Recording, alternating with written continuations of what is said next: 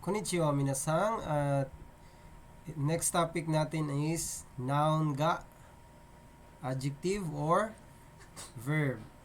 So si noun ga, adjective or verb, so matutunan natin ngayon, pag-aralan natin. Ano ba, paano ba siya gamitin? So pag noun class, tapos lalagyan lang natin ng particle ga, tapos kasunod niyan is adjective, i-adjective or na-adjective, or also verb.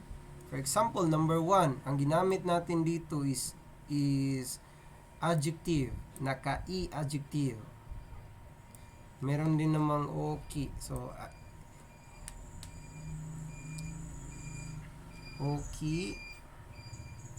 Meron ding oki na. So, may na-adjective, meron ding i-adjective na oki. So, si Oki, nag-identify siya, ano ba yung malaki? Pag ano ang dinidescribe natin dyan, is dapat ang particle natin is ga. Okay, basahin natin. Ano ino ga oki desu. Ano ino ga oki desu.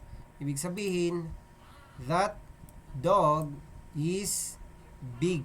So, malaki yang aso na yan. Pag sinabi nating ano, malayo sa speaker at listener. That dog is big. So, pag sinabi nating ga, pwede bang wa dyan? Pwede bang ibang particle? So, ang ginagamit talaga natin pag adjective ay ga. Lalo na pag noun. So, pag sinabi nating ga is natural, no? Natural na nakikita natin, no? Natural. Okay, next example. Okane ga arimasu. What is okane? Okane means money. So, okane ga arimasu. Ibig sabihin, merong pera. Merong pera. So, example, meron kang cellphone. What is the Japanese of cellphone? Cellphone is keitai denwa. So, meron akong keitai denwa.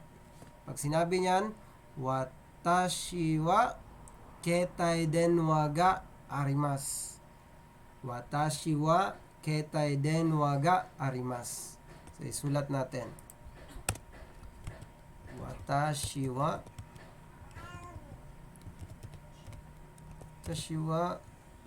keitai denwa ga arimasu. So, meron akong cellphone. So, ibig sabihin, meron akong cellphone. Paano naman sabihin na meron akong pusa? Or si Ana ay merong pusa. Sige. Si Ana ay mayroong pusa. Ana. Ana-san wa neko ga imasu. Okay. Ana-san wa neko ga imasu. Ibig sabihin, si Miss Ana ay merong pusa. Pag sinabi nating imas is living things, may buhay, tao, hayop, ay may buhay. Ang neko, hayop yan, kaya imas ang gagamitin. Pag walang buhay, class, so non-living things, keitai denwa is walang buhay, so ang gagamitin natin dyan is arimasu. Parehas sila ng Tagalog is meron or to exist, no? Imas at arimas, pero nakadepende kung ano ang ginagamit, living things or non-living things. Next, okay, yamade. So, yamade. So, pag sinabi nating yamade, particle dyan is de. Pag saan yung place. Sa bundok, yamade, mountain, ipay. So, anong ipay? Ipay is many or lot, marami. Hanaga arimasu. Yamade ippai hanaga arimas. Ibig sabihin, sa bundok daw, mayroong maraming bulaklak. So, yan yung ibig sabihin. So, ayun, hindi kayo nalito dito sa noun ga, adjective, or verb. So, i-post nyo lang para masulat nyo tong pinag-uusapan natin ngayon. Sige, sulat nyo lang, post nyo lang, at